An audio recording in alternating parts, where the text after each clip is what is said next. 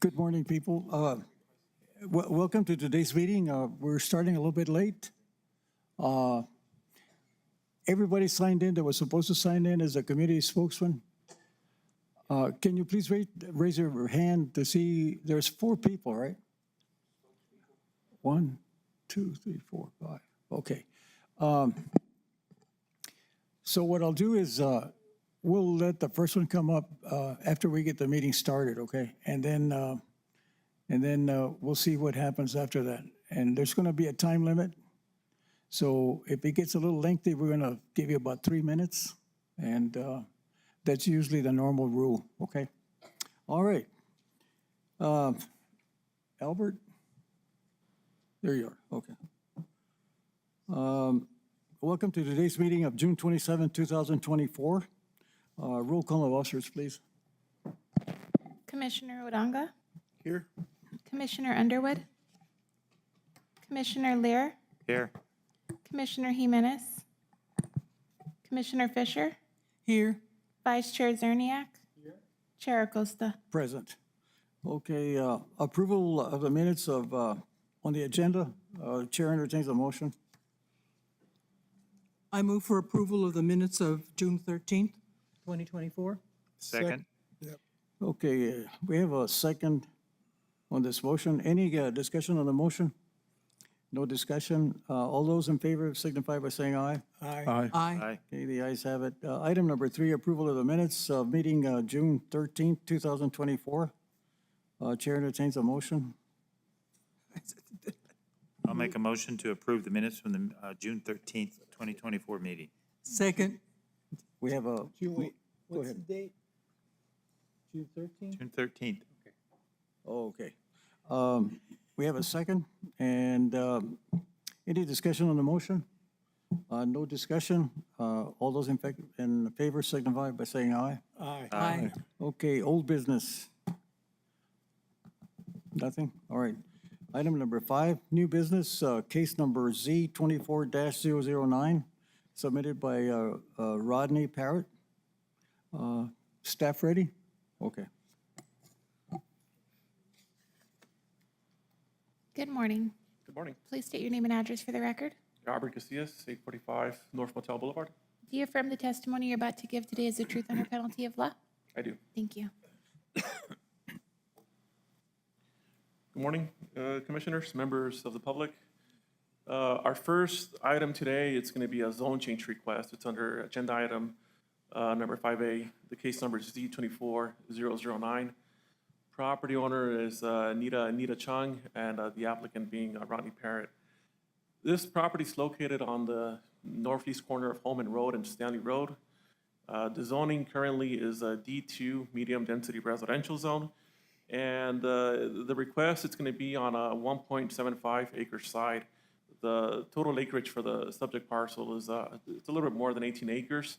They're applying to go from a D2 zone to a C2 community commercial zoning district to allow 12,480 square foot Dollar General store. So this is the subject parcel. This is the 18 acres right here. You have Holman Road, Watan Memorial. This area in the gray, it's basically the city limits right here. So it's right north of the city of Las Cruces limits. And this is the Melodies subdivision. It's a two-phase subdivision that was approved a couple years ago. And then, you know, this is just a close-up of the subject parcel, and that's just the approximate location of where the Dollar General store wants to go. So that's the approximate location of the 1.75 acres. And just a zoning map, when you look at it, of course, you know, you see the city of Las Cruces boundaries here. The Melodies itself, it has a D3 zoning designation, which is high intensity residential. And then everything else, it's D2. And then, of course, that whole area is kind of surrounded by federal land. And just an expansion of the zoning map that we have for the county. Description of the property. So before the UDC got adopted, you know, that whole area had that ER4M zoning. It allowed for mobile homes in low densities. Once the UDC got adopted, it got that D2 designation. Became effective after February of 2017. Under the D2, you're allowed to have single-family site-built homes, mobile homes, duplexes, or other related residential support uses. Water is available from Moongate Water, and wastewater is provided from the city of Las Cruces. Stanley Road itself, it's a 50-foot right-of-way, county-maintained road, and as well as Holman, but Holman's a 60-foot right-of-way. And then once again, to summarize, it is a zone change request from D2 to a C2 on the proposed 1.75 acres. This was the original site plan that was submitted by the applicant. We have a Holman Road, Stanley Road. They're showing an entrance here. So their basic layout, of course, is just, this is the footprint of where the Dollar General is going to be located, parking areas. And like I said, I mean, this is just a conceptual drawing. After, getting back comments from reviewing agencies, one of the comments that stood out was from county engineering. They were basically requesting that if the zone change got approved, they wanted that entrance to be relocated and be right across from Petty Lane. Of course, that was just a recommendation from county engineering. The applicant right now, they're currently working on a claim of exemption to physically cut out that 1.75 acres. So if the zone change is approved and if that is a condition that's upheld by the PMZ, they're gonna have to go back and rework that claim of exemption and the parcel itself. But right now, that was a recommendation from county engineering that the entrance be located off of Petty Lane. And here's just an aerial of what the surrounding area looks like. It's an older aerial. Most of the melodies has already been built out. So it's when I look at my GIS and look at the address points, there's pretty much address points on all the lots. There might be a few vacant lots here towards the east side of the melodies, but for the most part, it's mostly built out. And here I'll just show a couple more pictures. This is the intersection of Holman Road and Stanley. I'm looking east towards the mountains. So this would be the subject parcel right here to the left. And then just looking back onto Holman Road from Stanley, subject parcel here on the right. And now I'm looking north from Stanley, and that's the subject parcel. And then kind of looking east on Stanley Road. So this would be kind of like the intersection of Petty Lane and Stanley Road right here. Another picture. And now I'm just kind of looking northeast from that intersection onto the subject parcel.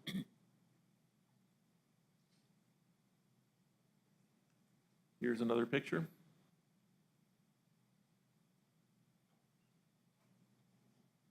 And that's the other looking southeast on that same intersection. That's kind of like the ponding area that they have for the Melody subdivision, and then behind it you have all the existing residences. And if I'm looking west across Holman Road, it's just vacant land that's currently federal land.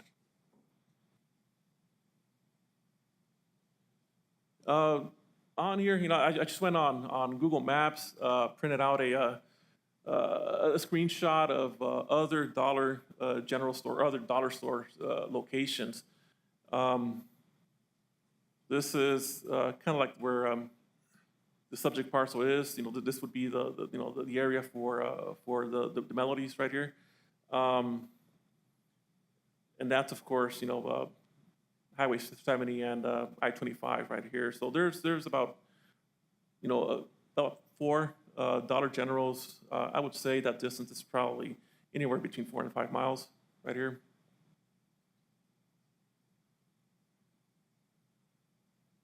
So when we look at zone changes, these are some of the, the areas, well, these are the areas in our UDC that we have to reference.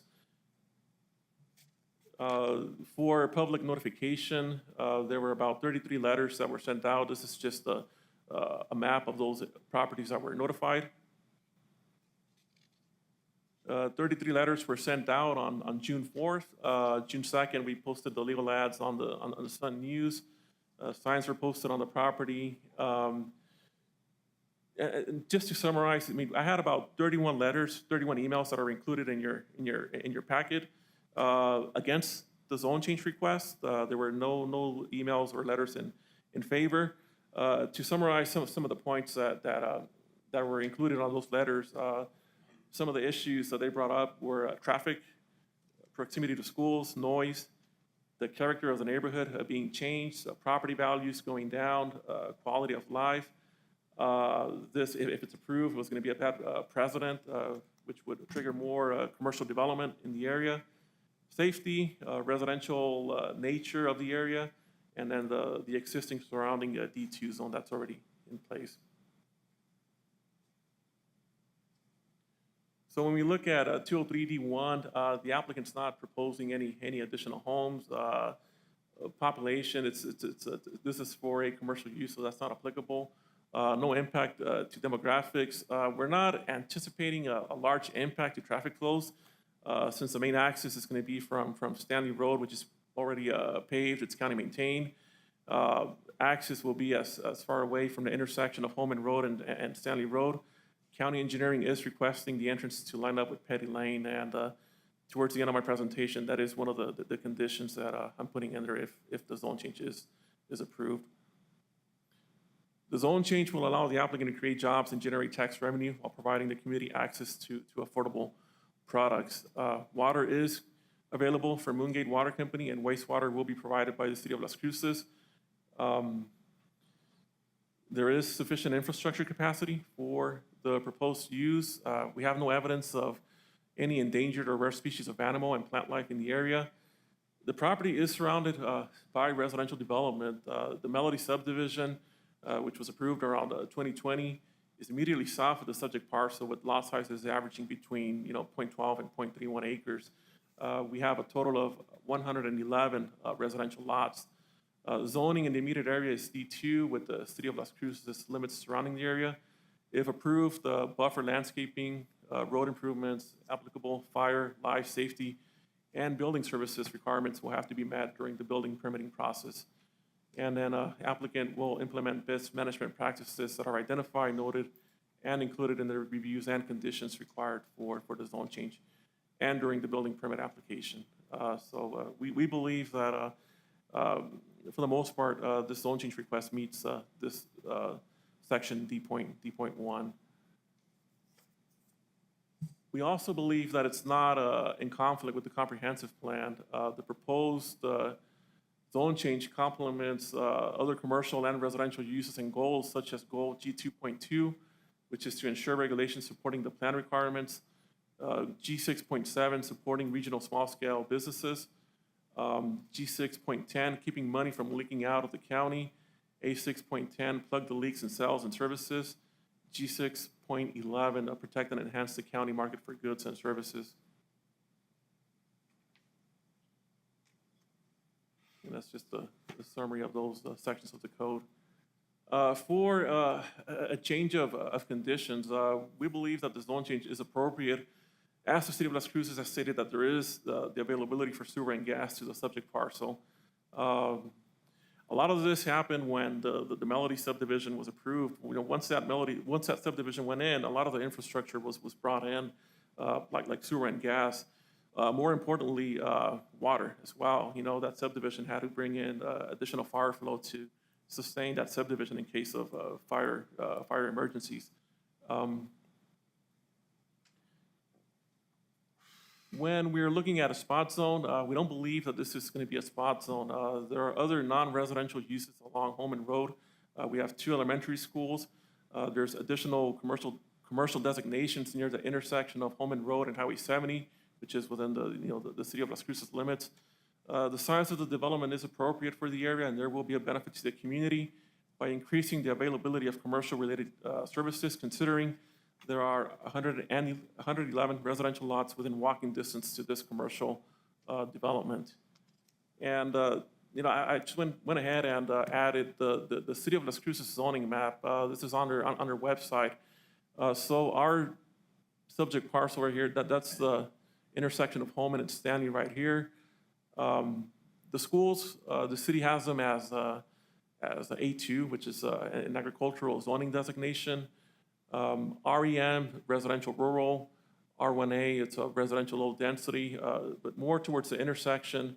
We have those R4s and C2s, which is and C3s, which is commercial medium intensity, commercial high intensity, and a little bit of a multi-family residential. This property here, back in 2022, they did receive a zone change approval from R2 to C3 for numerous commercial uses, and that was on 4.12 acres. That one, I believe the applicant was one of the daycare centers, so they wanted to put a daycare there along with other retail uses. For our staff findings, the zone change request, we do believe it satisfies the decisional criteria for zone changes. The zone change to a C2 will not be considered a spot zone. We believe it's not in significant conflict with the comprehensive plan as well. And we are recommending a conditional approval for this request. The three conditions that staff is considering is that the access shall only be from Stanley Road and shall align with the Petty Lane, and the applicant will work with county engineering to establish a crosswalk to the Melody subdivision. At the time of building permit approval, the applicant shall provide the appropriate buffer and landscaping standards as required by the UDC, and the property shall be connected to City of Las Cruces utilities. Those are the three conditions that staff is considering, and that's going to be the end of my presentation, and we do stand for questions. The applicant is also here as well. Mr. Chair, I have a question for the staff. Could you go back over and review again why the staff has determined that this is not spot zoning? Sure.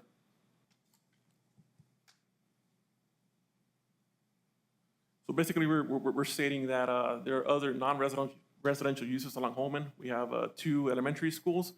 When we looked at the zoning map, specifically also the one for the City of Las Cruces, there are other commercial designations there as well. And it's about a half-mile drive to that intersection. The size of the development is appropriate for the area. There will be a benefit to the community by bringing in commercial-related services to 111 residential lots, and it's within walking distance to that subdivision. Thank you. Commissioner, I have a question for Albert. You mentioned as a conditional, Albert, that you wanted to line up with Petty Lane, but when I looked at that one map that you put out there, this does not line up with Petty Lane unless you increase the size of that lot. That's correct, and this was just, and I'll let the applicant address that too right now, but this was just, after the applicant received those comments, because this was the original submittal right here, Commissioner, they came back with this scenario. Of course, if the zone change is approved and that is a condition, they're gonna have to rework their whole layout to make sure that they meet that requirement. So Albert, are you saying that they're gonna enter on the west, or excuse me, the east end of this property? Off Penny, they're gonna basically extend Petty Lane up, and they're gonna enter here? Yes, engineering is basically requesting the entrance to be moved right here. So this would have to be, this lot would have to be modified to extend that boundary across Petty Lane, so they can have enough room to put in an intersection right here, or to put the driveway right here. So what was the justification for putting a driveway at an intersection rather than to the west? I can have engineering address that, but Holman Road is more of a collector, so we don't really If there's another access point, we try to limit access points off of local roads instead of collectors. And Albert, has there been a traffic impact analysis on that area? On your packet, you'll have an SCA form that was submitted by the applicant, and he's here, so I can have him address that question. And what's the level of highway there? Is it a national standards or what is it? Level of highway? 170, both, it's one way, so it's west. What's the level of, it's a state highway. Highway 70, yes, but it's about, half a mile away. I don't think we got any comments back from New Mexico DOT just because of that distance. And does it meet national standards, Which Well, widening of the road, easement. oh, no, I mean, all that's going to be handled through the claim of exemption. If there's additional right-of-way that has to be given up by the property because of that claim of exemption, engineering will require it. I have a question, Mr. Casillas. Is there any other commercial properties in the actual county range, or it's just City of Las Cruces? For the most part, City of Las Cruces, and that's kind of like one of the reasons that I included this other slide. Hold on.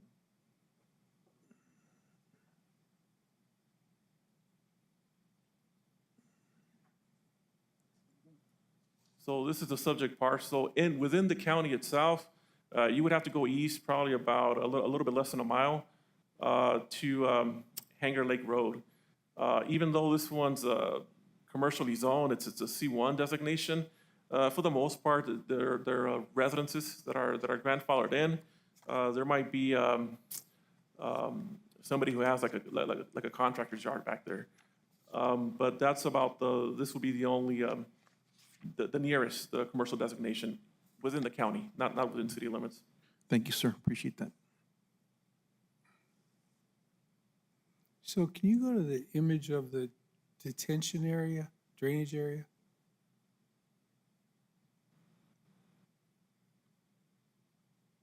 No, off parcel in the subdivision. You had a picture of it.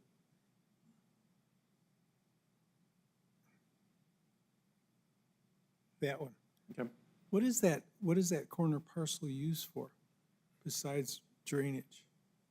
You know what? When I drove out there, there's grass in there. I mean, I'm not sure if it's one of those dual uses where it serves as ponding area when it rains, and if the neighborhood can actually go in there and use it as a park. I'm sure one of the residents can probably answer that question. Okay. So you said that you didn't consider it a spot zone because of the relative location of commercial within the city down on 70. How far away are those parcels from the subject parcel? They're about half a mile from this parcel to the actual intersection of Baton Memorial and Holman Road. So are there any change of Miller criteria? It doesn't apply here, does it? If there's going to be any changes of conditions, I touched a little bit upon, now that the Melodies is in there, they brought in additional infrastructure that wasn't there before. Stanley Road, now it's paved. Now they have wastewater availability, and now they also have water pressure to install, additional fire hydrants for fire safety. So that can be, we're looking at that as a change of conditions. So would the Dollar General affect the safe routes to school, to the two schools located to the south? I don't have an answer to that one. Okay, thank you, Mel. What kind of sewer system does the school have in that area? You know what, I'm not sure. I know, there's sewer lines out there, but, they could be on septic. They've been there out there for years. So I'm not sure if they're tied into the city of Las Cruces. And what kind of sewer system is the purported business going to have in that particular lot? If approved, we're making it a condition that they tie into city of Las Cruces. Connect to the city of Las Cruces? Yes. Okay. Any further questions of staff? One more.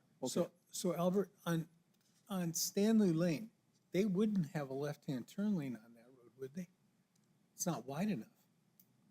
That's what I'm saying, Albert, deceleration lanes, acceleration lanes that's why I thought a traffic impact study would be a crucial criteria to decide what's going to happen to that parcel, right? If it doesn't meet ASTRO standards, how are we going to vote on that? Yeah, no, and that's a good question. Like I said, I mean, what we got back from our county engineering, because it is a county road, is that they wanted that driveway location relocated to be right across from Petty Lane. But we do have a representative here from engineering, that they can address that as well.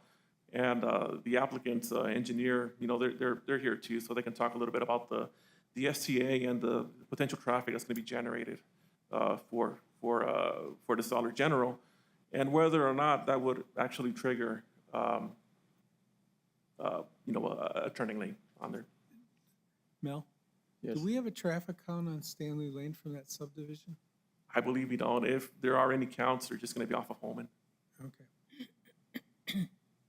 Because there's about it looks like there's over 30 lots that use that intersection. I'm sure all of the Melodies, which is 111 lots. Well, there's no place else for them to go. Well, just figure four trips, just an average of 4 trips per dwelling per day. Yeah, it's actually higher than that. We're just I'm just throwing some numbers out there, right? We'll see how it goes. Okay. Any questions of staff? All right. Okay, thank you, Albert. Sure. And we do have the applicant We here. may have you come back again, many times. Many times. Okay, who's a spokesperson for the group? Oh, wait, you want to hear from the applicant? Right. Oh, the applicant, is the applicant present?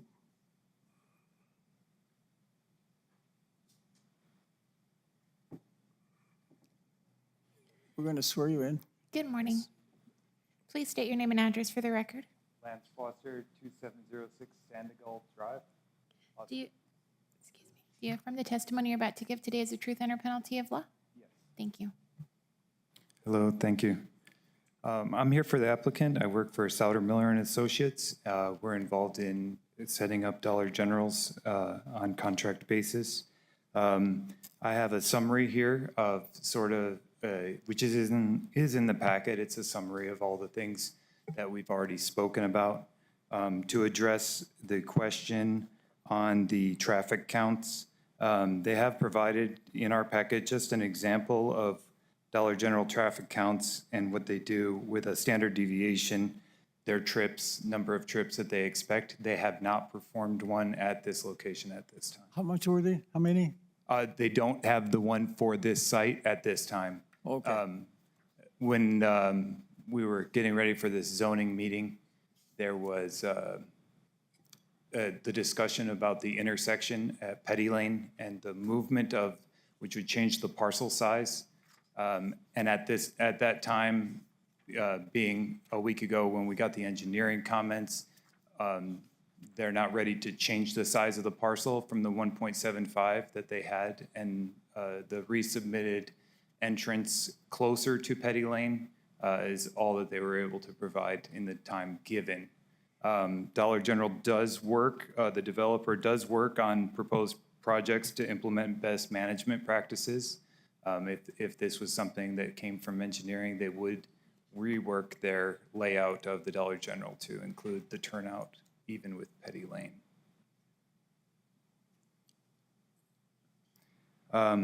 Other than that, we see that the proposed zone change would decrease the number of houses.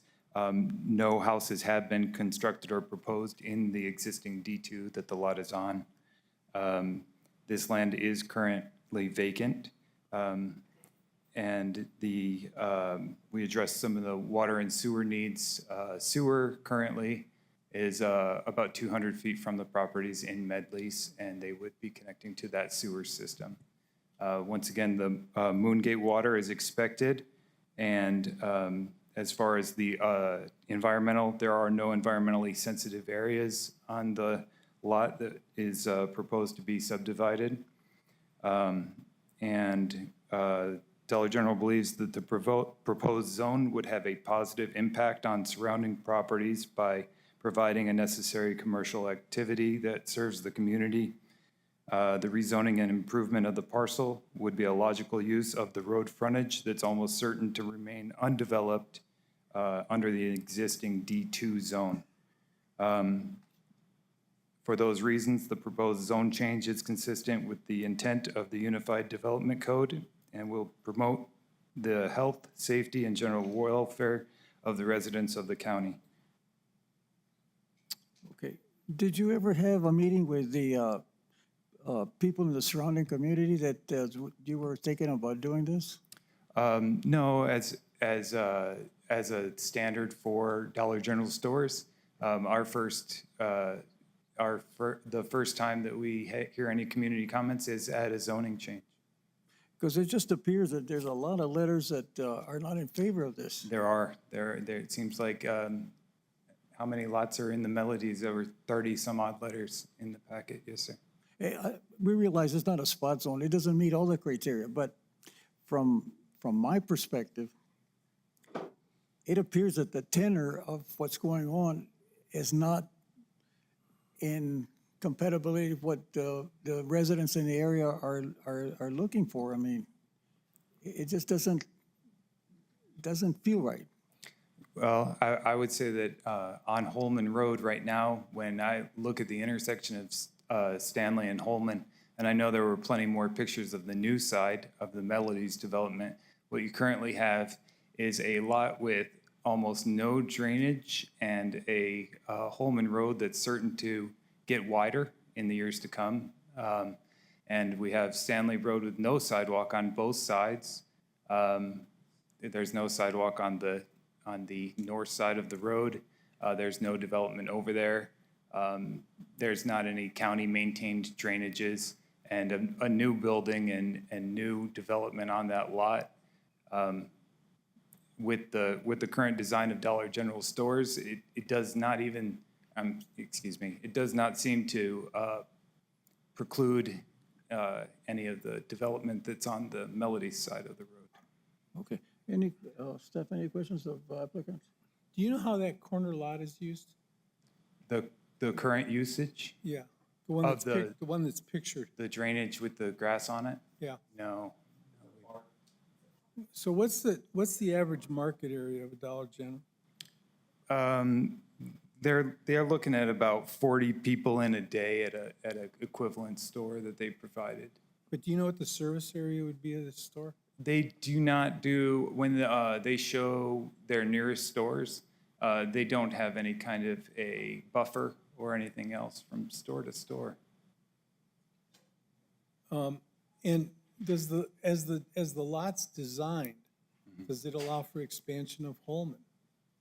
Yes, it does. It's dedicating. Currently, the undeveloped property is, the boundary goes to the center line of Holman. It hasn't dedicated the right-of-way to Holman. The lot is designed with a 120-foot Holman width. Okay. I have a question. Yes, sir. Any further questions? Yes, I have a question. On the operating hours, do you have that? And also on the lighting, will you have some type of special lighting so it doesn't interfere with the residential area there? I haven't seen anything like that before. As far as right up for the developer, they just say that they will implement best management practices. They do take the comments of the community into consideration and try to do as much as they can. I have not seen any special lighting to this time. Thank you, sir. Any further questions? Okay, thank you. Thank We you. may have to come back again after a while, okay? Mel, ask county engineering to come up. Sean? No? Do we have county engineering?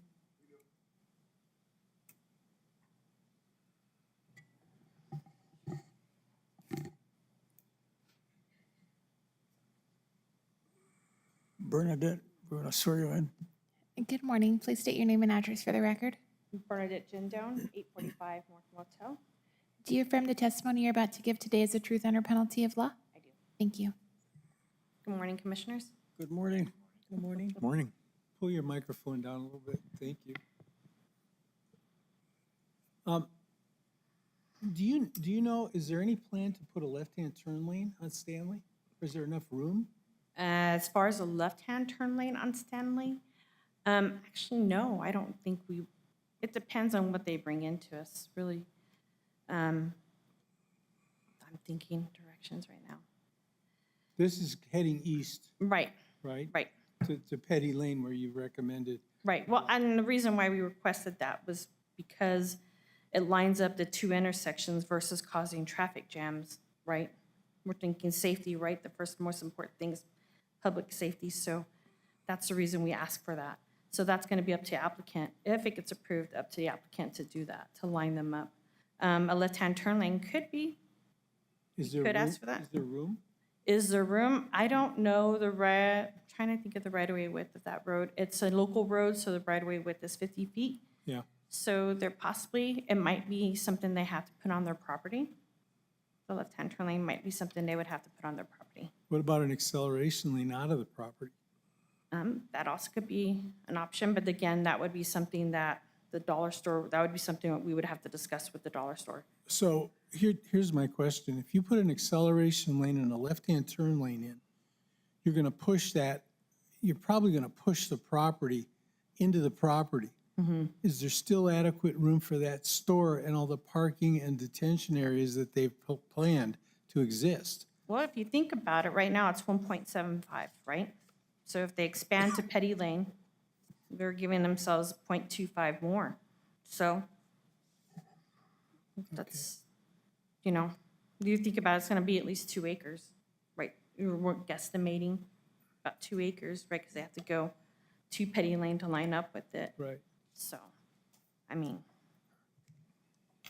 okay. Did you get the right answers? Well, I got an answer. That's okay. Any further questions? Are we saying that the county has to expand Petty Lane to be able to meet the conditions of the staff's recommendation? no, we're not expanding Petty Lane. We're asking the applicant to make their portion, their driveway tie into. But I just heard the applicant say that they were unwilling to expand that site, that lot size. So if they're unwilling to expand the lot size, how are they ever going to get to Petty Lane? Well, then they would have to access off of Holman. I know the county engineer stated that we'd be willing to work with the dollar store to access off of Holman, but the dollar store would have to make the necessary road improvements to access. Bernadette, let me ask you a question. Teresa, let me see if I can help. I don't know if I will or not. But if they extend Petty Lane to the north, they'll have to dedicate that road to the county, won't they? Well, it won't be extending it. It's because it's just going to be a driveway entering that property. It's not going to be an extension of the road. But won't they have, I mean, in order, the entrance will be on the east side of the property, right? Albert, can you put the map, Put it up the there. graphic up? That doesn't make sense.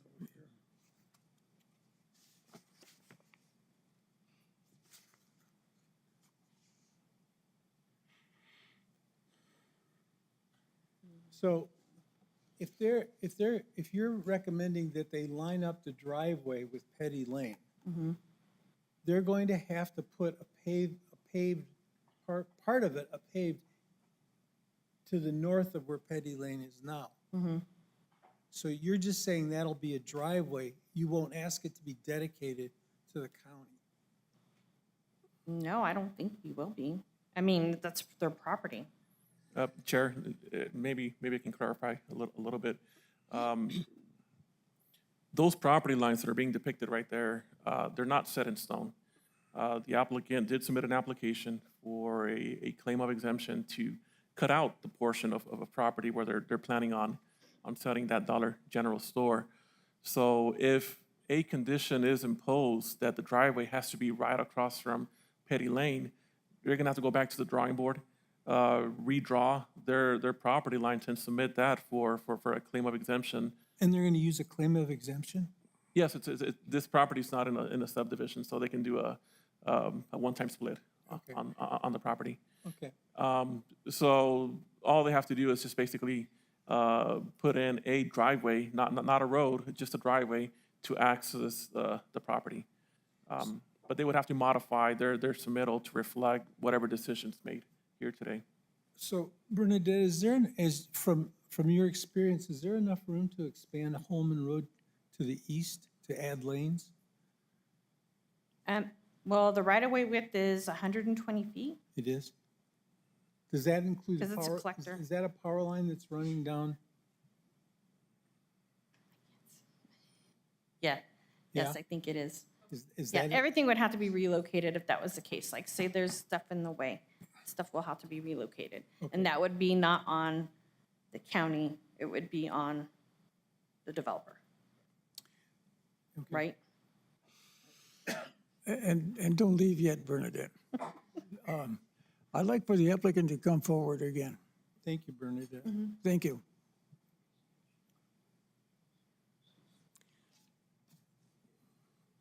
I would like for you to answer Commissioner Fisher's question that she had.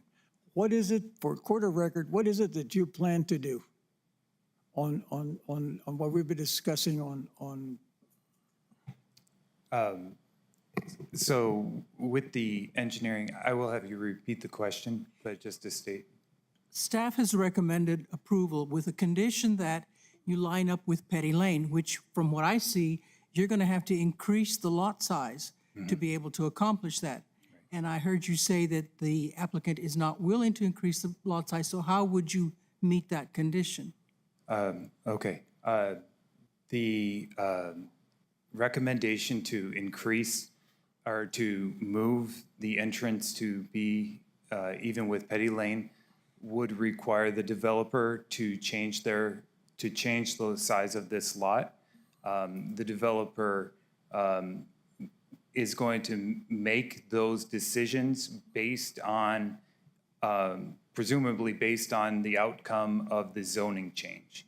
So if the zoning change is allowed with conditionals, the applicant will move the driveway. If they develop the lot with the conditionals, they will do what is required of them.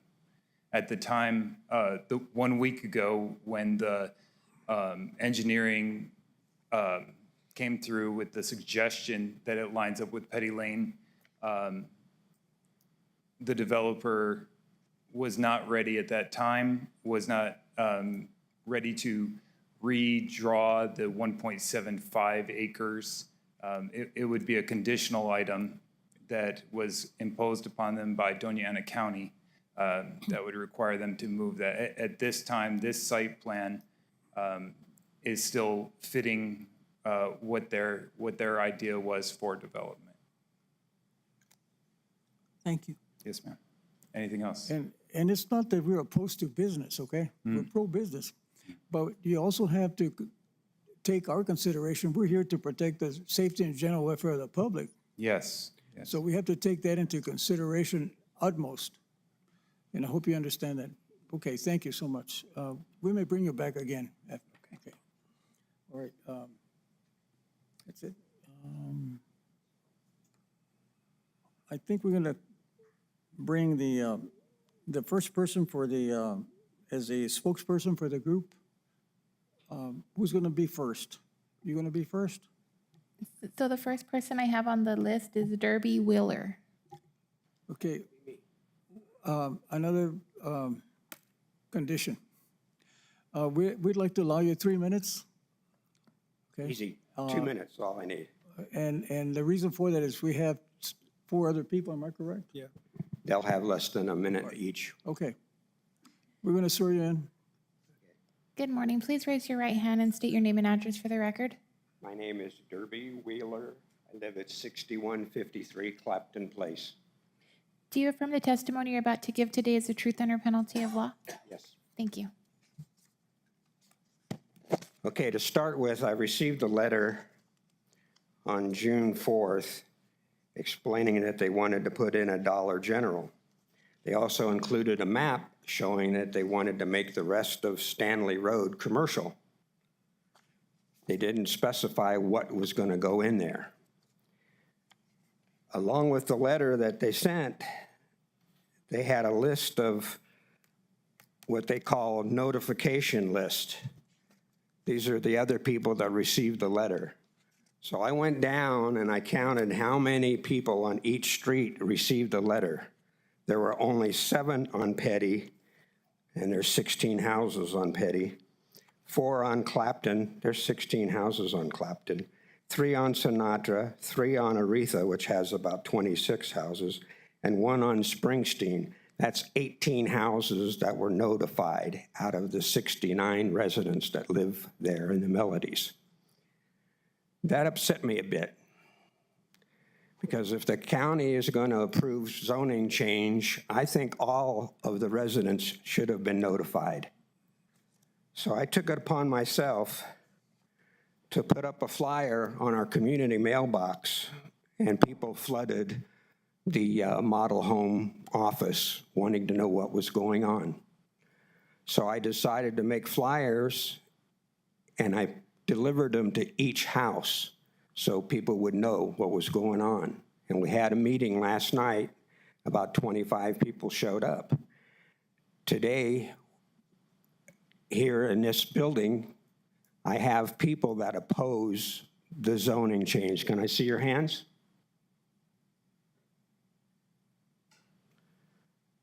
It's a very nice neighborhood. We love it. We moved there because it was nice and quiet.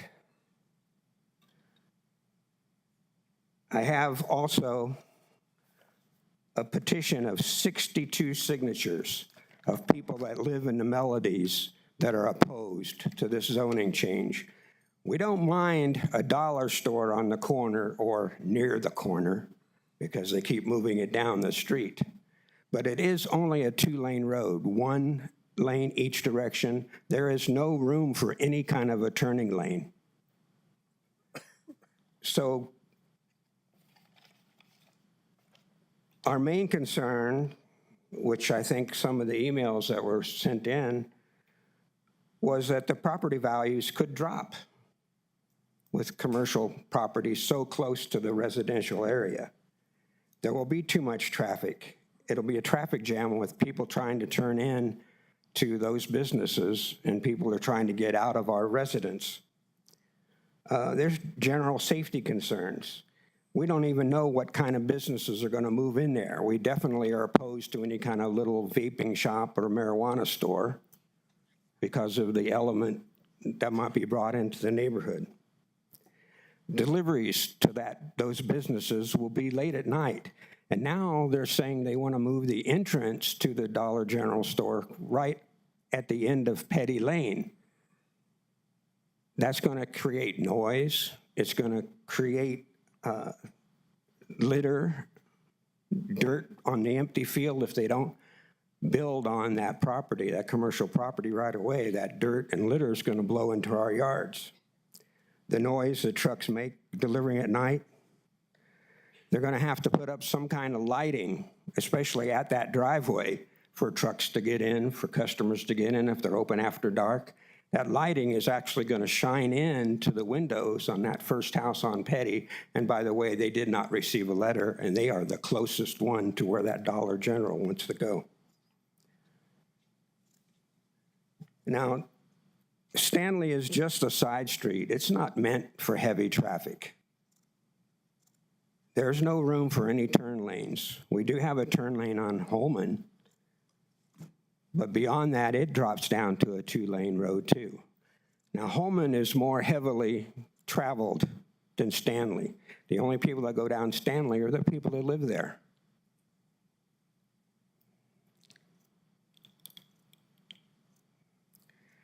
I think if I was ahead of marketing research, they go out and find good locations for businesses. And it's usually a street that has a lot of traffic. You can see it from the highway. There's a lot of people going by to see your business. This is just a little side street. it seems to me there's a lot of people complaining that it's right across from residents. If it was a little side street and had businesses on both sides, that would be different. Now, the only suggestions I can come up with is to go ahead and build the Dollar General store on the corner that they want. I don't like the idea of them moving the entrance farther down, closer to Petty. Can't they have the entrance off of Holman? Another suggestion is have the commercial businesses go down Holman instead of Stanley. So we just have the dollar store, then go down Holman with the rest of the business, because there's nothing out there. When you come up I-70, you get off at an exit called Holman and Dunn. You go back under the freeway, there's nothing for a while. They're all empty lots, and then there's the 2 elementary schools. You drive a little further, you make a right turn, and there's a right turn lane there, on to Stanley, and that's where the Melodies are. Opposite of the Melodies, where they want to put the Dollar General, that's nothing but an open field. There's nothing out there. I think the time has Another expired. suggestion might be, besides going down Holman instead, build a 10-foot wall on Stanley, so that would act as a buffer to the residents in the Melodies, and have all the business facing the other way and have a driveway on the other side of those businesses. That might stop the litter from blowing in and people driving into our neighborhood that we don't really want driving in there. But I think what really upset me the most was testimony earlier said 33 residents were notified. That is not true. According to the letter that I received showing who was notified, you can easily count how many people on each street was notified. That, to me, makes it sound like this is a done deal and you don't really care what the residents feel. And let me interrupt you. We allowed you 3 minutes, but if you're about to the end of your testimony, This is it. 4 other people. That's right. I just think we should try to work out a compromise. All right. Thank you so much. Thank you. Yes. Mr. Wheeler, Mr. Wheeler? can you come back to the mic? Did you say in your testimony that Dollar General, or whoever the applicant is, said in their letter to you that they plan to make all of Stanley commercial? Yes, you want to see it? Can you, well, I don't want to see, but can you quote it for me? Just read it to me. Okay, what they did is they sent a letter saying they wanted to put a Dollar General and they wanted to extend the footage down. They even showed a map. It shows our streets on the map. Right. It shows where the dollars, and it shows all the way down to the last street in the Melodies. So that all those blocks is where it goes, but the store only is at one end. Okay, They showed that map up on here, on your screen earlier. okay, thank you. Thank you. Thank you. And as I applaud your effort for contacting the community. Very well done.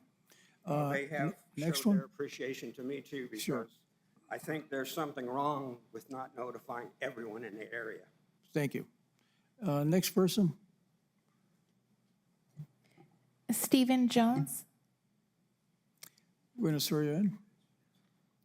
Good morning. Please raise your right hand and state your name and address for the record. Stephen Jones, 6120 Petty Lane. Do you affirm the testimony you're about to give today is the truth under penalty of law? Yes. Thank you. Good morning. Thank you very much. My name is Stephen Jones. I live at 6120 Petty Lane in the Melodies. I've lived in Las Cruces for almost 2 years. I lived here about 10 months before I decided to purchase a home that I'd live in. I looked at a variety of different properties in the area. I specifically did not want to live by commercial zoning at all. I looked at the zoning map.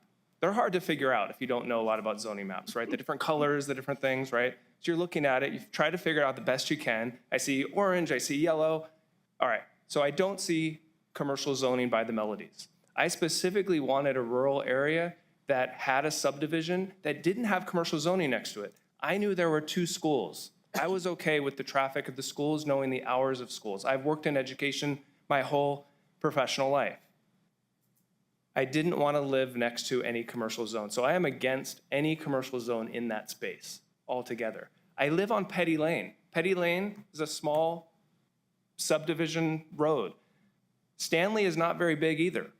So between that area right there, to actually put a connector to a Dollar General right there, I was not notified of this. My house I can look at from my driveway, it's look straight out at that entrance to that Dollar General. The lights will come down our street. We don't have street lights at all. It's a quiet, nice neighborhood. I specifically looked at the commercial zoning off Battelle Memorial. I did not purchase a house by the other Family Dollar on Patagonia. I didn't purchase a house on Space Murals because there's an RV park that was zoned right in front of it. I looked at that. I was informed. I made decisions based on that. So you have to understand also how upset I was when I drove by and I saw a little sign and I thought, oh, maybe they're going to build houses. Fantastic. Because it was residential. I saw that when I purchased my house. What do I see? Dollar General. That's how I was notified, from the sign on the street by Petty and also Stanley. So I respectfully ask for you to reconsider this. When you get married, it's a big deal. When you have kids, it's a big deal. When you buy a home, it's a big deal. And what goes in around that is important. I'm very concerned about that being right on my street, on Petty Lane. Thank you very much. I appreciate it. Yes. Go ahead. So can you tell me, at the corner of Stanley and Holman, Yes. is there congestion there in the morning or the evening? On Stanley and Holman, there is. So you do have to wait a bit because of the school traffic. So the school traffic definitely backs up there. And the Peachtree is right there as well. So a lot of people turn down Peachtree to go west to get around the schools. So there is some congestion right there as it is. I can't even imagine trucks coming down Stanley or anybody coming in off of Stanley to Petty Lane. It just doesn't make sense. If you haven't driven over there, if you haven't been over there, it honestly doesn't make sense to me. And can you tell me how that corner lot is used on Holman and Stanley? The detention, where there's a detention pond? So the drainage part? Yeah. So it's a drainage area, but there's a park there. There's a little table, there's a little canopy. It's the end of Aretha. So it's a pocket park, basically, that the city put in, that they also use for So I drainage. think the pocket park's part of our subdivision. Okay. So it's part of our HOA and everything that we pay for in there. There's obviously across the street, there's nothing in the property that we're talking about today. Okay, thank you. So, all right. Thank you very much. Thank you. Dale Lindeman. I think they want to extend commercial this way. Good morning. Good morning. Please raise your right hand and state your name and address for the record. Right. Yeah. Oh, over there, hi. Good morning. Dale Lindeman, live at 6151 Petty Lane. Do you affirm the testimony you're about to give today is the truth under penalty of law? Thank you. Good morning. It never really made sense, like when I got this notification, it never made sense to me why they would put a commercial zone, why they would put a commercial zone where it is, because you saw the map, it's largely a residential area, and the county zoning map, there's been comprehensive planning going into that, and they've accounted for the distribution of these different land uses, so there's no kind of conflict like that. And it's the, changing it to commercial definitely conflicts with the larger area there, and there's other commercial areas that could be developed. And it's also amazing to me that they're saying it's a benefit to 111 residents in there, where actually the change is only benefiting the applicant and the developer at the expense of the folks who live there, because it's going to degrade the quality of the residential area that's there, and it's going to devalue the property interests of the residents. Buying a house, if you're fortunate enough to be able to buy a house, is probably the largest investment that you can make. So if there's a devaluation of the property values, that's devastating for the property owners there. So I'm kind of looking at that more practical type matter in that way. So those were my comments. I'm, asking you to kind of side with the residents and stick with the zoning map the way it is and reject the application for zone change. Thank you for your time. Okay, next person. Please step forward. Tina Baum.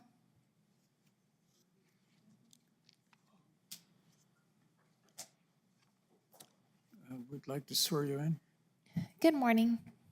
Please state your name. Can you speak into the mic? Yeah. Is this good? Yes. My name's Tina Baum, and I live at 7250 Aretha Way. Do you affirm the testimony you're about to give today is the truth under penalty of law? Yes. Thank you. All right, forgive me if I get upset. I'll try my best. First of all, I think we have way too many dollar stores and weed dispensaries. They're like overloaded. I'm surprised that they don't do it like you do with liquor license. You limit in areas. Because in our area, we already have 3 of those dollar stores close by. Why would we want another?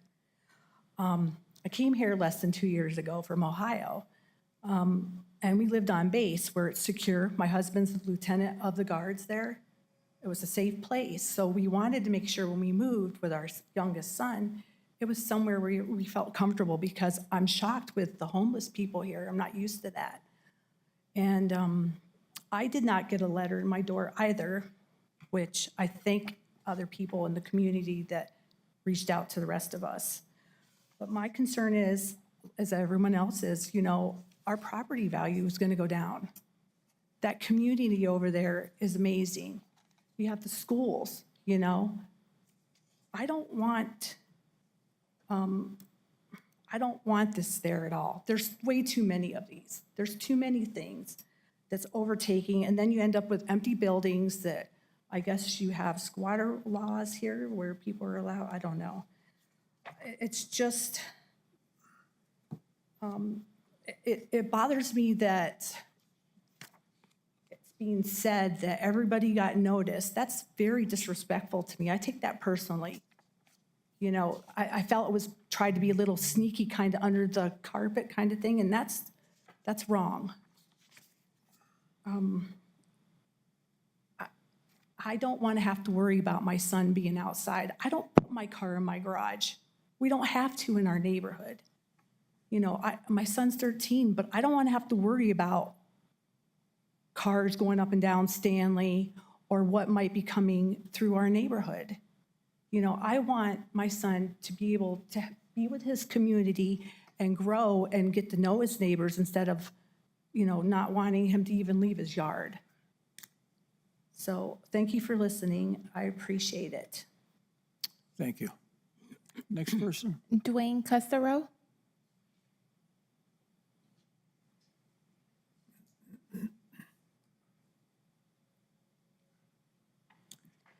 Good morning. Good morning. Please state your name and address for the record. Dwayne Custro, 7595 Faith Road. Do you affirm the testimony you're about to give today is the truth under penalty of law? I do. Thank you. Good morning. Appreciate the time to come and speak in front of you guys today. For those of you from the Melodies, welcome to the neighborhood. I do not live in the Melodies. I live about a quarter mile east of there on Faith Road, have for almost a dozen years. So a couple of questions that came from you guys was the impact on traffic. I can tell you right now, it is significant, just with the 111 homes coming in with the Melodies. Stanley was widened, which was good to see, but it is not striped. There is no turning lane to go south onto Holman to head back towards Highway 70. If you're heading north on Holman from Highway 70 and trying to make a left onto Village, your turning lane is almost 5 feet wide, not even an average turning lane. There's no shoulder striping, there's nothing. Now you talk about trucks coming in to deliver goods. Talk about the lighting for these guys. I have 2 teenage drivers, both of which I required them to get dash cams. Since January 1st, I have 17 instances on Stanley itself, hopefully none of you guys, where people from the Melodies are blowing their stop sign and almost causing T-bone accidents. Now you want to add commercial property with only access off of Stanley Road to incorporate the Village of Oregon, the Village of Moon Gate, the Village of Butterfield, everybody that lives north on Holman to come shopping there, because it would be 2.6 miles closer than the next Dollar General down the road on Mesa Grande. We talk about an increase of residents, an increase of people coming into the neighborhood because of commercial. Now we need to talk about the infrastructure of the roads. I don't know when the last time any of you commissioners drove any of the roads out there other than Holman or Stanley. Peachtree Boulevard. It's called Boulevard. It's not even paved from Mesa to Jornada. A significant rain, which Lord knows we need, that road is now only drivable by truck, not by car. I notice we have a Doña fire rescue guy sitting in the back. His apparatus can't even make it down those roads to supply first responder services. To get to my house, you have to drive on Kyle. The east side of Kyle is city limit. The west side of Kyle is county.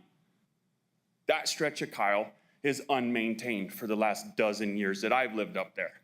I've spent money out of my pocket.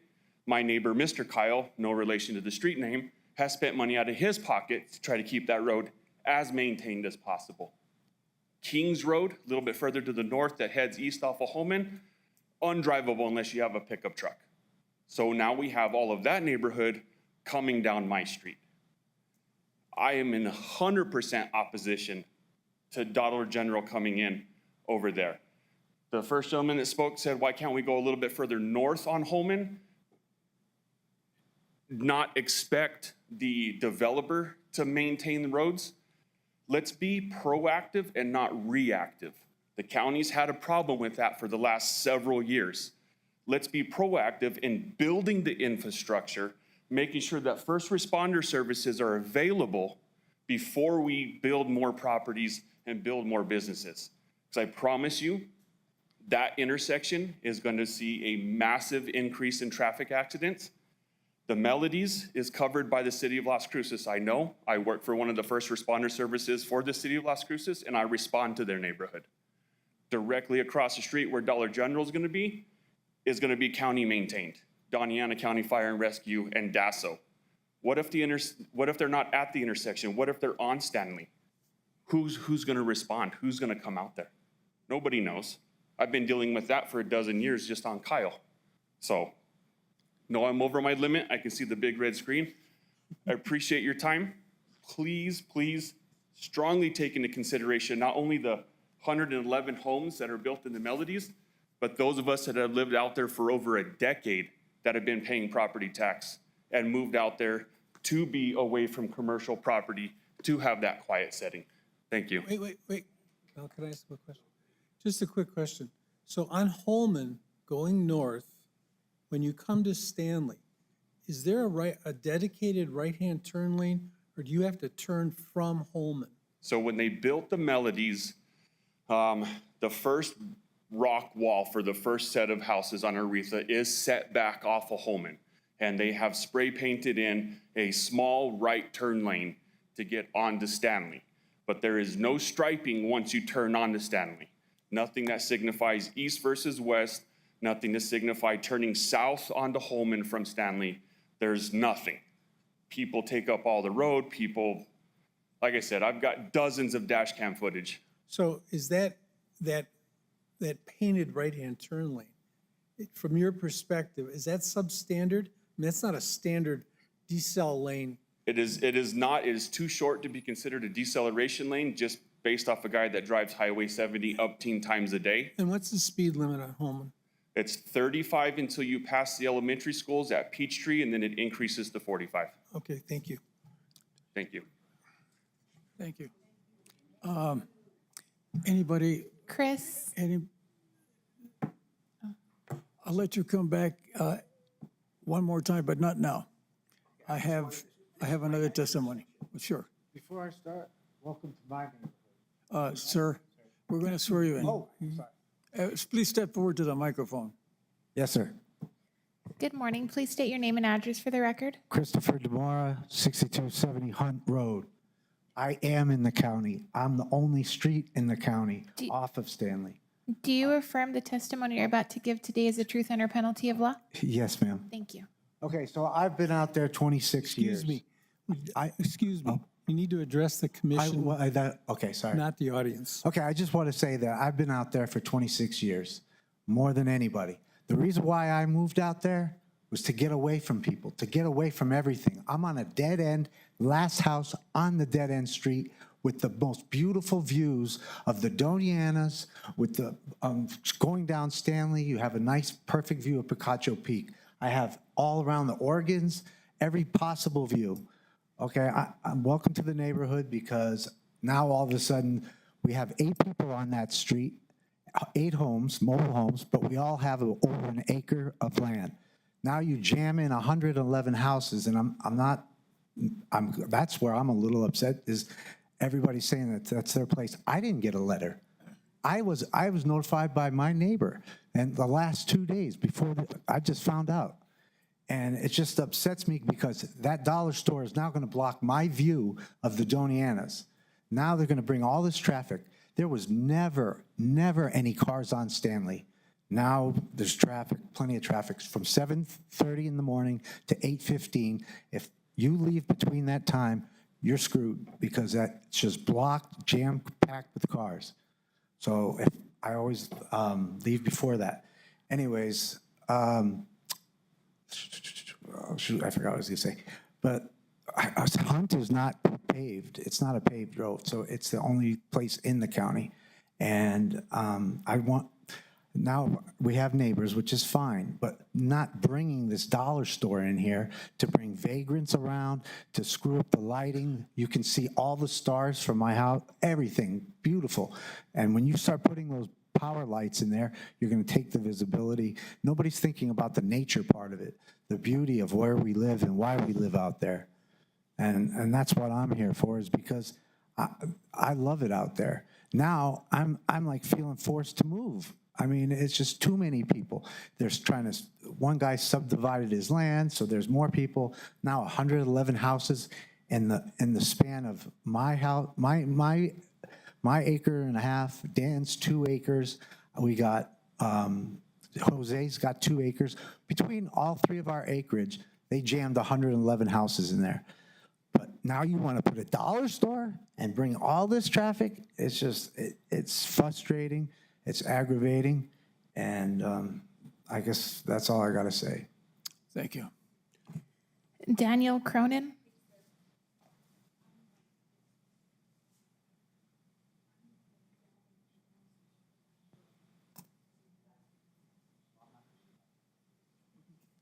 What was his name?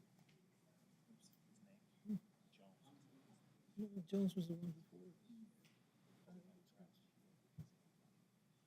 I can't understand their names. I wish you'd have given us a list.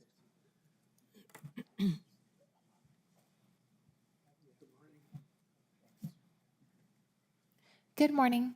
Please state your name and address for the record. Daniel Cronin, 6265 Hunt Road, Las Cruces, New Mexico.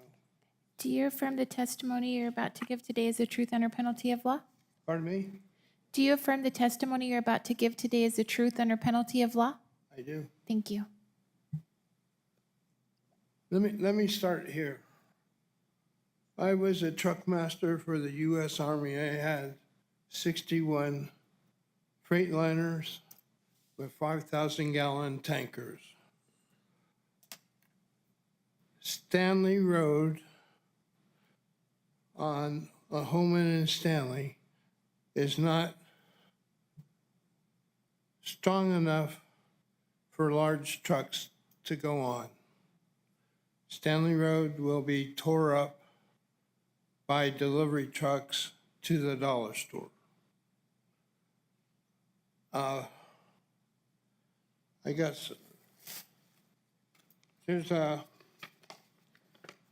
The schools, there's 2 schools. They're both overcrowded.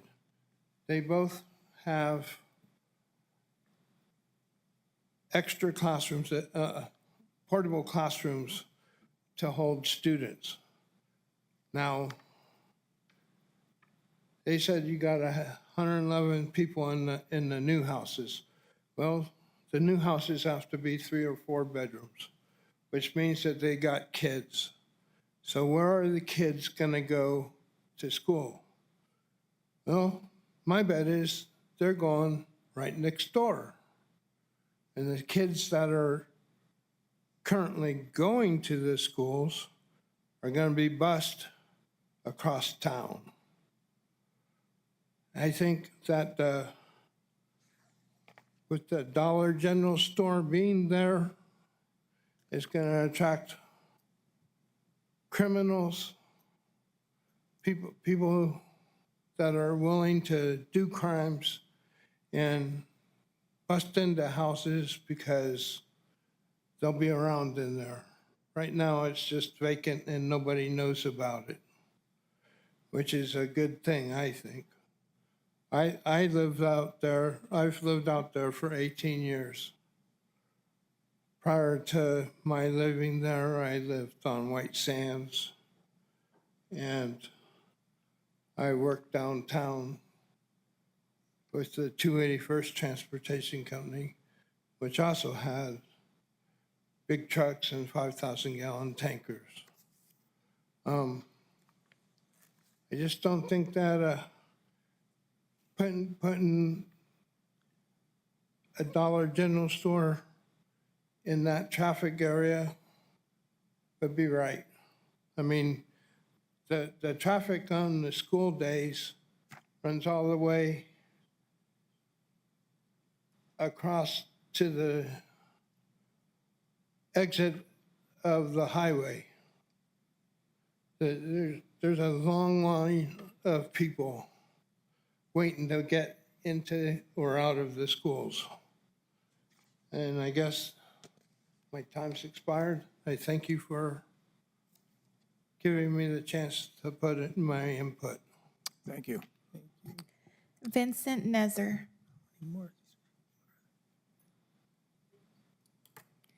Good morning. Please state your name and address for the record.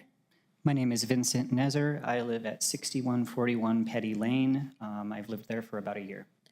Do you affirm the testimony you're about to give today is the truth under penalty of law? Yes, I do. Thank you. Hi, everyone.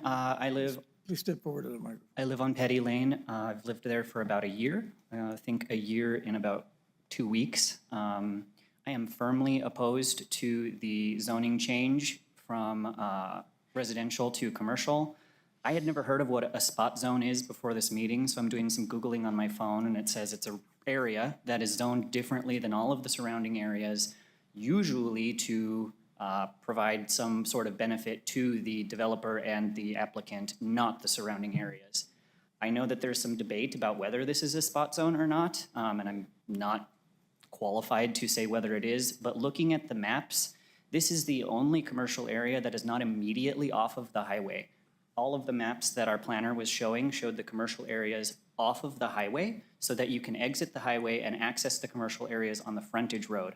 This will require people who want to access the dollar store to drive past 2 elementary schools, which, again, I'd like to reiterate, the traffic next to those elementary schools is untenable during school zone hours. There is a long line of cars going back on Holman waiting for kids to cross the street. So twice a day that happens, and now we're adding additional traffic. Furthermore, it doesn't even seem that the planner and the applicant have a plan for how that traffic will enter and exit the location. We have Dollar General saying that they believe it's for the residents' best interest, but they haven't thought through the lighting. It really does feel to me like this was put through to benefit the person selling the land and the corporation building the business and not taking into concern any of the needs of the residents.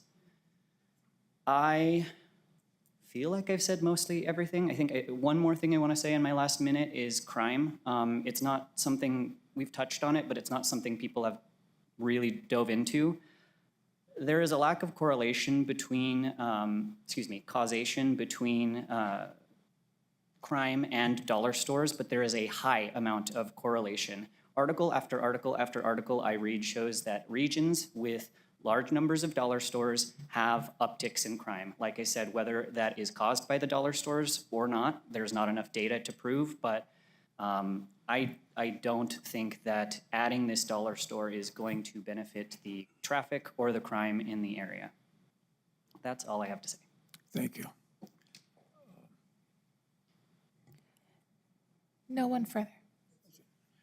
I'm going to allow you here for just a few seconds. I'm still Derby Wheeler, I still live on Clapton, and I still swear to tell the truth. I just wanted to explain the intersection at Stanley and Holman a little better. Seems to be some confusion. As you leave the Melodies and you go up to Stanley, there is a stop sign. The problem is, when you stop at that stop sign, you can't see both directions very clearly. You need to move out a little further. Now, the traffic law says you have to stop at the stop sign, but it also says when you get to the main road of Holman, you can stop again to look both ways. So it's really a double stop to be legal. And I'm surprised there hasn't been more tickets given out, but it's very confusing for anyone who doesn't know that situation. You stop at the stop sign, and then you have to pull forward about 8 or 10 feet so you can actually see safely both directions. Okay, thank you. Okay, I'm going to close it to the, oh, that's right. We need to, applicant, please come forward. Dr. Zerniak wants to ask you a couple of questions. Yes, sir.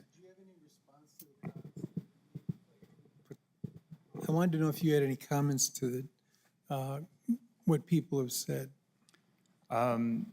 No, I'm here just to propose the zoning change for the purpose of the development of this store. We are looking at this site based on Dollar General wanting to provide services to this neighborhood, and that's it. Okay. Okay, thank you. I'm closing it to the public now. Okay. Commissioners, any questions? Or any of staff? Questions of staff?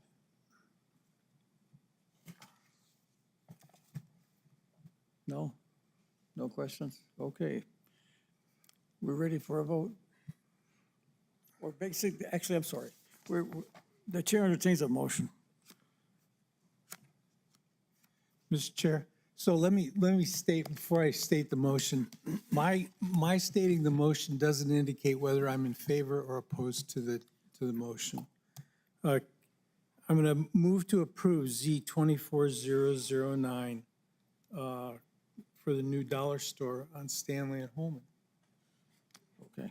With Second. conditions, I'm sorry, with the conditions as stated by staff. As stated by staff? Does everybody understand the motion? I second the motion. Okay, everybody understands the motion. Okay, any discussion on the motion? No discussion on the motion? Okay, ready for a vote?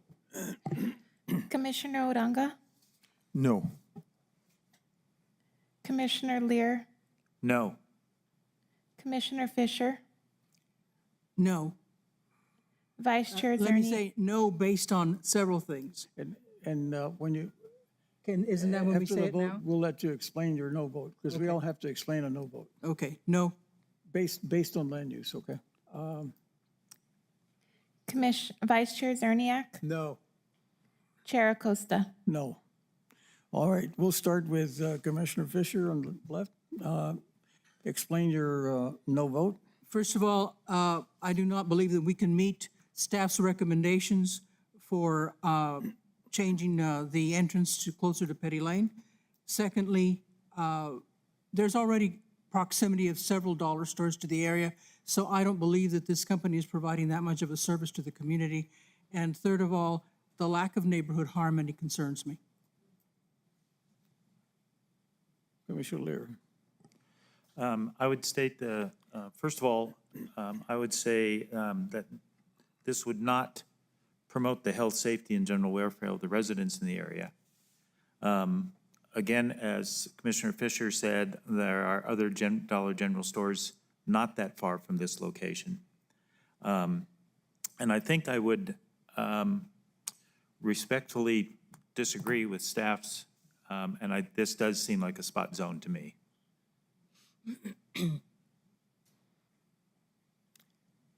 Commissioner Zerniak.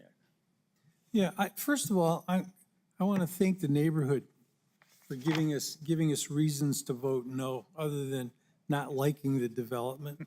I think the primary reason I voted no was the traffic issue. Number one, I don't think the infrastructure in the area is adequate. There's no left-hand turn lane, the right-hand turn lane on Holman is inappropriate. And as Mr. Cronin said, the heavy trucks for Dollar Store will tear up Stanley Lane. So there's a number of issues with traffic. The other thing is that Stanley Lane services a lot more than 111 homes. I count about 150 in the area. There has to be congestion on that corner. There has to be. And putting semi-trucks on that road makes it even more dangerous. When you add the fact that the schools are there, it seems pretty obvious to me that we shouldn't be putting commercial development in that location. And finally, I agree with Commissioner Lear. This is clearly a spot zone. Commissioner. The reason I voted no also is because the traffic, and also there's a couple of Dollar Generals close by, which would definitely be able to accommodate the current residents right now. Since I didn't see any C2 zonings close by, I also thought that it may be an issue of spot zoning there. So that was my reason. Thank you. Okay, and my no vote is that this petition is actually disturbs the tenor of the neighborhood. It's not a spot zone, but it doesn't meet the criteria of a spot zone. But anyway, the tenor of the neighborhood and the adjoining properties, and it's not related to the general plan for the community as a whole, but primarily for the private interest of the parcel itself. And so that's why I based it on no. And I thank you very much. If you have any questions of staff before you leave, please make contact with them, okay? I'd like to take 2 or 3 minute pause. Is that okay?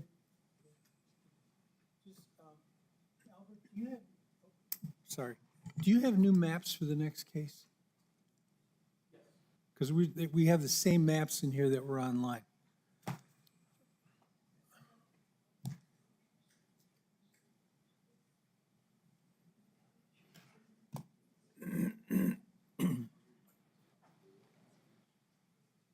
I just want to see the zoning.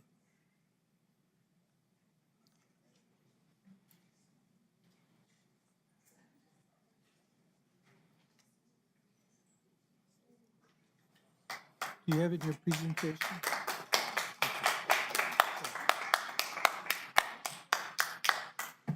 Take it to. Yeah, that's fine.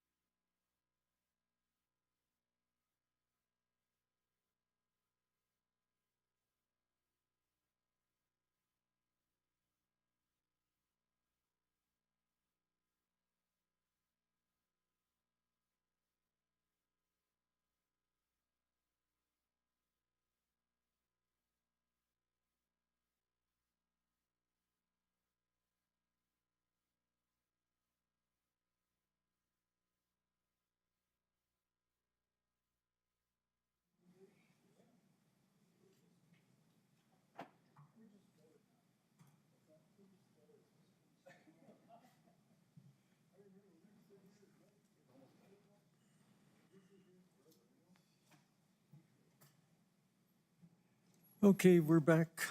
Albert, are you ready for case number Z24-010?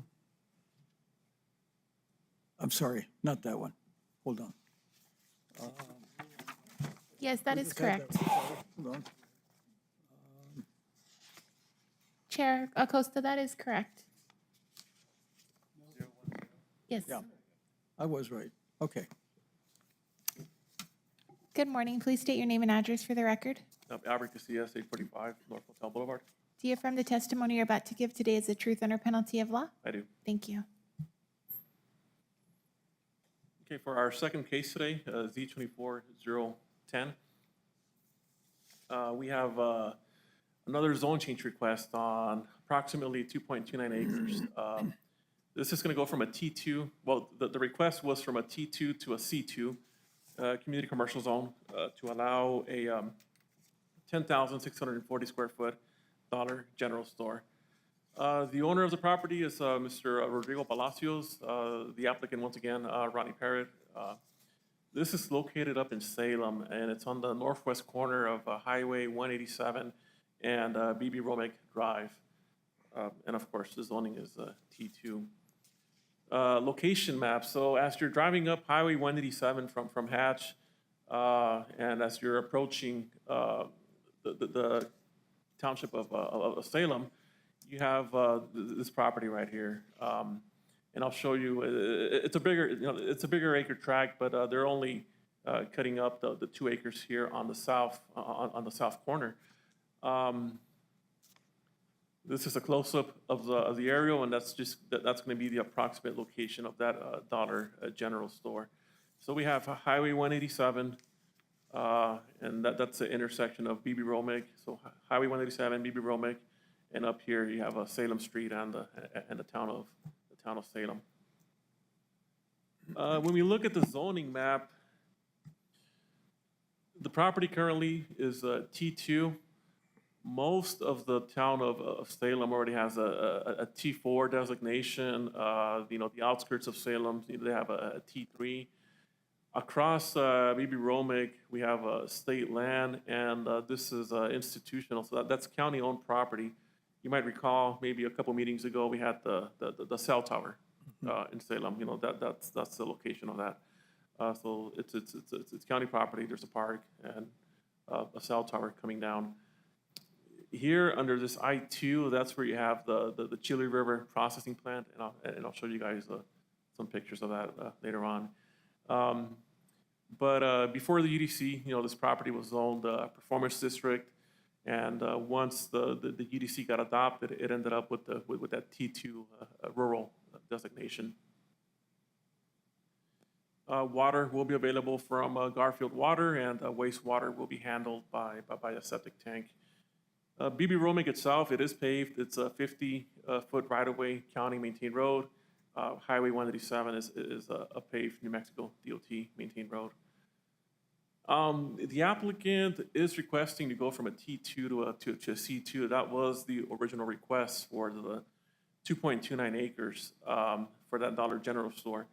But staff will be recommending the zone change instead of a C2 to go down to a T4 general neighborhood zone. Under the T4, and if you look at the list of uses in your packet, it still allows for retail. There is a cap on the square footage of any retail store, which is 12,000 square feet, which the proposed Dollar General store would fall under that. So there wouldn't be any issues on that. But a Dollar General store would be allowed under the T4 zone. When we look at their site plan, and they're showing BB Romick as Grande, but it's a BB Romick. This would be the intersection of Highway 187, that's Grande Avenue, and then this would be the entrance to the Dollar General store. They're showing their proposed layout for the building itself and parking areas and ponding areas. And once again, this is just a conceptual. When we're looking at the surrounding areas, of course, this is the subject parcel. This would be the approximate location of those 2.2 acres. That's the existing Chile River processing plant. It is zoned for I2, and it's basically, you know, an I2 in the middle of state-owned land, you know, so, but it does have that I2 designation. This is a picture of Highway 187 and BB Romick. So I'm standing on BB Romick, basically looking west on the from BB Romick onto the intersection. I'm looking north on BB Romick, and this would be basically the site of that of the 2.2 acres. They have a little shrine right on the corner, so that's just an existing building that's there. And then on the, I guess it would be on the south side of BB Romick here on the right, there's like a little ditch, and then right across it, that's where you have the chili processing plant. Once again, you know, here's just a picture of the subject parcel. And that's Highway 187, so this is to the right of Highway 187. And then, of course, you know, you can see that they kind of farm that parcel up on the hill. It's just the town of Salem, and that's part of the Chile River processing plant. When we look at the decisional criterias, you know, those were the sections that, you know, we have to meet. Those were the properties that were notified for this zone change request. You know, notification was sent out. Everything was posted on the Sun News. For this one, there was really no letters against or in favor of the request. A couple of phone calls just inquiring what was going on, but that was about it. For our D1 section of the code, they're not proposing any additional homes, population, so that's really not going to be affected because it's for a commercial use. No impacts to demographics. And once again, I mean, we're not anticipating any large impacts to traffic in this area since, you know, the main access will be from a county-maintained road from BB Romick. Zone change will allow the applicant to create jobs and generate tax revenue while providing the community access to affordable products. Water will be from Garfield Water Company, and wastewater will be provided by an approved septic tank. We do believe that there is sufficient infrastructure capacity for the proposed use. We have no evidence of any endangered or rare species of animal and plant life in the area. This property is south of the Salem town side. The Chile River processing plant, which is owned for I2, is immediately east of the property. If approved, buffer landscaping, road improvements, and all applicable fire, life, and safety codes will be required during the building permitting process. And of course, they'll implement any best management practices that are identified, noted, and included in the reviews and conditions required for the zone change. So we believe that the applicant meets this section of the code. Whether or not it's in conflict with the comprehensive plan or other approved county plans, we don't believe that it is. The proposed zone change complements surrounding, you know, commercial and residential uses and goals that are outlined in your packet. So I'm talking about goal G 2.2, G6.7, G6.10, and action 6.10, and goal G6.11, which is supporting regional small-scale businesses, keeping money from leaking out of the county, plugging the leaks in sales and services, protecting and enhancing the county market for goods and services. Under a change of conditions, you know, I stated earlier that this area was zoned for a performance district before. So when the UDC was adopted, basically, and we saw it on the zoning map, and we can go back on that, but a lot of the PD zone went to T4. So under the T4, you know, we're basically saying that now, by right, anybody on there, if they meet all the requirements, then, they can have other commercial uses such as retail, gas station, personal services, bar, pubs, taverns, wine tastings, and restaurants. And let me just go back to that zoning map real quick.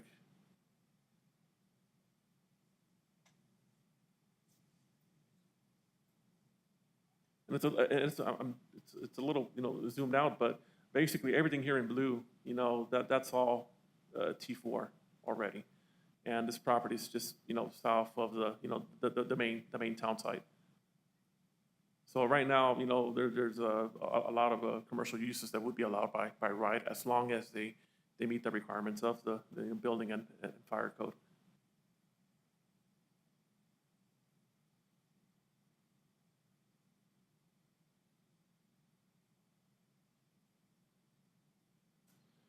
And when it comes to spot zone, I mean, there is a chili processing plant immediately east of the property.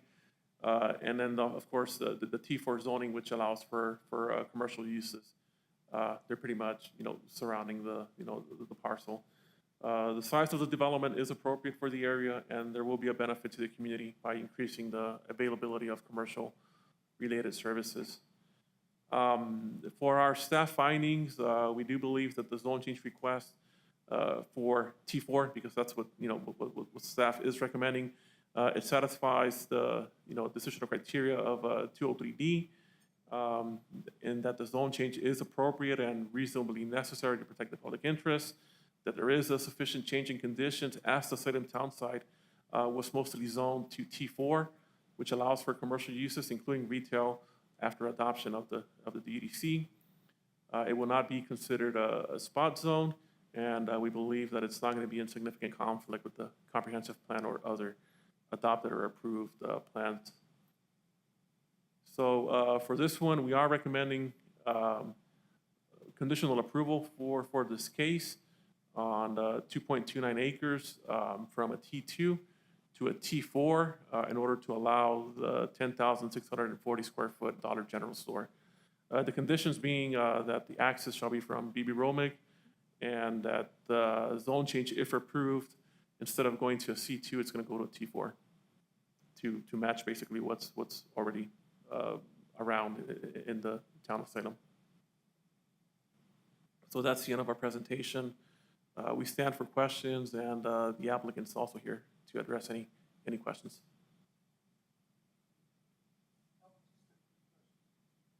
Can you go back to the site map? So what is Grande Avenue? It's a county maintained road, but that's BB Romig. It's BB Romig? Yes. So does it have two different names? When you look at our GIS, it's called BB Romig. If you go on Google Maps, it's coming up as Grande, so that might be the confusion. But it is BB Romig on our end. Yeah. Okay. Any further questions of staff? No? Okay. Thank you, Albert. Is the applicant here? Yes. Welcome back. Good morning. Please state your name and address for the record. Lance Foster, 2706 Sandegale Drive, Las Do you- Cruces. Do you affirm the testimony you're about to give today is the truth under penalty of law? I do. Thank you. Hello, Commission. I do have a summary statement again about the susceptibility of this lot to the T4 change. The client is willing to have, the developer, excuse me, is willing to change the C2 zoning to T4. The proposed zone change will have no impact on the potential number of homes, although the existing T2 zone permits single-family residential site homes and farmhouses. None have been or are proposed to be constructed on the property. The zone change will not have an effect on population or demographics as the land is currently vacant. Proposed zone change will increase traffic flows in the area in the near term for the reason that the land is vacant. The change will not be significant. The developer of the proposed project has determined a need for new commercial activity at this location. The proposed project will create jobs and generate tax revenue while providing the community access to affordable products. The water and sewer needs of the proposed projects are currently low for a commercial use and substantially less than would be used under the existing T2 zone. The existing infrastructure capabilities are sufficient to support the proposed project under the zone change. Existing systems will be able to accommodate the new development. There are no environmentally sensitive areas, as we covered. The proposed zone will have a significant impact, a positive impact on the surrounding properties by providing the necessary commercial activities, serving the community as a T4 zone. The rezoning and improvement of the parcel would be a logical use of the road frontage that would also not be developed under the current T2 zone. The developer of the proposed project will implement best management practices for the development as it has for similar projects in the past. And for these reasons, we believe that the proposed zone change is consistent with the intent of the Unified Development Code. Any questions? Okay, does that conclude your presentation?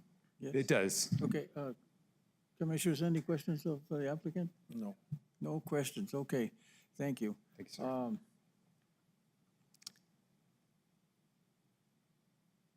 Did you have a question? Eileen, did anybody sign up? No, sir. All right. Well, I'm going to close it to the gallery. There's nobody out there. Commissioners, any discussion on the case? No discussion. Staff does recommend, in the case we approve it, conditions.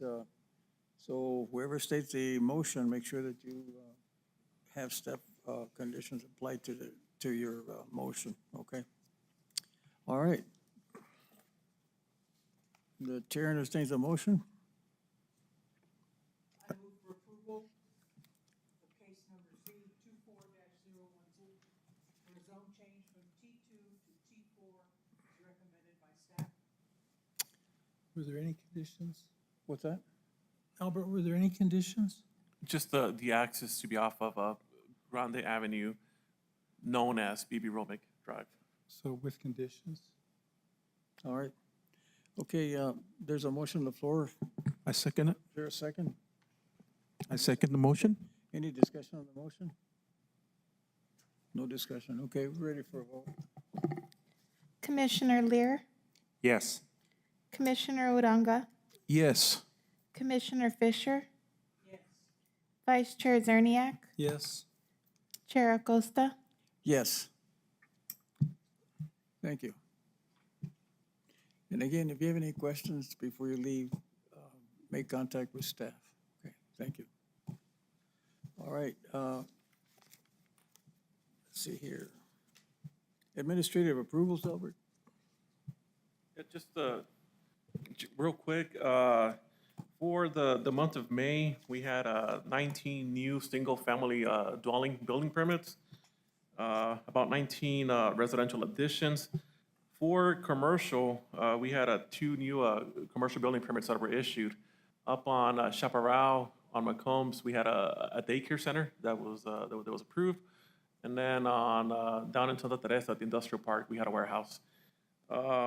Overall, permitting fees for the month of May were $73,697. For mobile homes, moving into private land, we had 23 mobile homes. One was triple feed, and then we had 2 going to mobile home parks. Overall, a grand total of $91,409 in fees for building and mobile home permits. Albert, the one down there by Santa Teresa, what is that? I think it's just a warehouse. I don't know. Do you have any other? Yeah, that's all I got. It was just going to be for a warehouse. Is it on McNutt, off of McNutt? It's on 175 Lindbergh, so it's at the industrial park. Okay. Any questions? Staff? No. No questions? Okay, staff input, Albert? Chair, just one point. There was a lot of discussion about notification letters and stuff like that not being received. When it comes to those letters, we basically depend on the assessor's office. You know, they're the ones that keep track of mailing addresses for parcels. So if that hasn't been updated, then, you know, we're not gonna have the latest and greatest info. In this case, overall, we did notify over 61 properties, but half of those properties were still being shown as KT Homes. So Ken Thurston, you know, was the one that got a lot of those letters. But overall, when we have multiple property owners, we typically just limit one letter to that address if there's multiple properties with the same address. But 31 letters were sent out. And then we also, I mean, we can't just notify the entire subdivision. We still have to maintain or be within the limits of what we're allowed to do. In this case, going out 300 feet and notifying at a minimum 10 different owners. So I know there were a lot of comments about, well, we didn't get a letter, but yeah, because you guys weren't within the area of notification, and that's why we put signs on the property, and then that's why you know, we put legal ads on the newspaper as well. You know, we just try to do our best when sending out those letters. So, Thank you for clarifying that. No, that makes a lot of sense. yeah, and I think in this case, I mean, there were, because a parcel doesn't exist, I had to use the entire parcel as the base for sending out those letters, and which kind of favored them, because now that 300-foot buffer it's even greater. If I would have, you know, just gone down to the proposed site, fewer letters would have been sent out. And on the blurb for the letter, you know, it did state on there that it was just for 1.75 acres and not the entire 18 acres. So I just wanted to clarify that with you guys.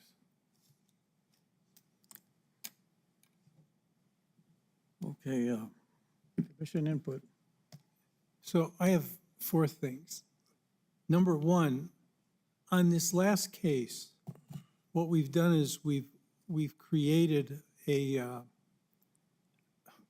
what's the word? An island, a zoning island, because we've put T4 all the way around that one triangular piece. Do you know what I'm talking about? And so I think we can use the Miller criteria to change that to T4 as well, unless there's some reason that you know about that we shouldn't do that. So I think that should be something that the county initiates rather than waiting for the property owner, unless they want to keep T2. Okay. So on the issue of spot zoning, we just talked about this. So I have this question: how far is close enough or how far is something that's big enough before we know something is a spot zone? Is it a quarter mile, half mile, mile, right?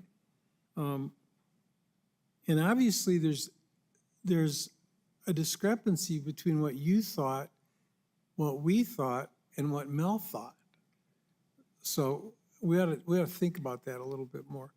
And then on the criteria for analysis, I'm still wondering why we keep best management practices in there. That's not a criterion. That's something that we should just require people to do, period. Right? Yeah, that should just be a standard requirement. Yeah, and what we're doing is we're saying, oh, they're going to use best management. That should be a given. If I recall, that was something that was added on one of our last amendments. And I think that was triggered because of people starting construction, grading, before even applying for some kind of building permit or zone change. So we kind of, you know, added that extra layer of protection, I guess. I'm not sure what it accomplishes. Yeah, Okay. And then, so it seems like there's an issue between commercial and residential evaluation. So the first 2 items are population and demographics. And we just throw those out when we have commercial, right? I'm just wondering if we should do more with traffic. Okay. Especially when it's commercial, right? Seemed to me that the dollar store was going to generate, if that was a 10,000 square foot, they were talking about 84 vehicles generated per 1,000 square feet. I think it's 840 vehicles. That's a lot of traffic on Stanley. Right? So we should do more with that. Okay. And then we've always got the change of conditions. How far back do we go? All right? Those are just some things I was thinking about as that case came before us. And, well, Sean's not here, but anyway, on grubbing of parcels of land, okay? We've been hearing a lot of complaints about all this dust. And on grubbing, on some subdivisions, well, it's in the cities or pretty close to the, like Holman Road and up in there, that's part city and part county.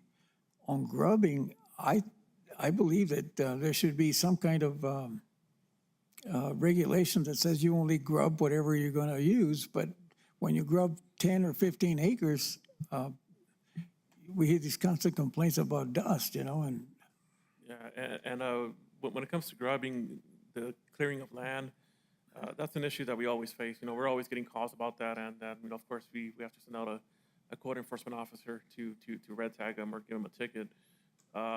But it's you know, we rely a lot of on neighbors to kind of report that on us, or even when we have our own staff, you know, engineering or somebody who's mostly out on the field, you know, they'll let us know, it's like, hey, you know, this guy's out here grubbing.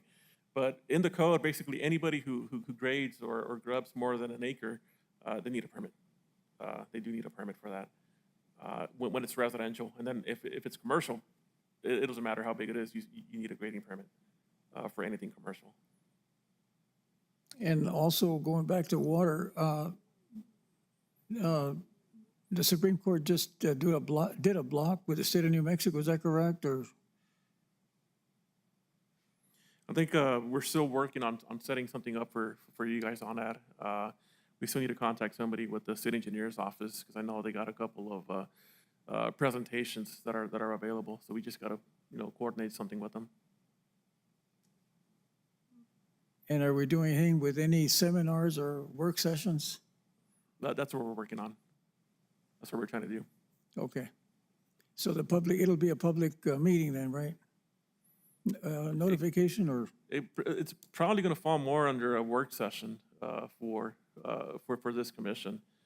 I don't know if, I mean, if it's a meeting like today and then we have a presentation to start off with, I think things can get pretty anxious, I guess. Okay, all right. The chair entertains a motion for adjournment. Second. All right, any discussion on that motion? No discussion. All those in favor signify by saying aye. Aye. The ayes have it. Thank you. All right.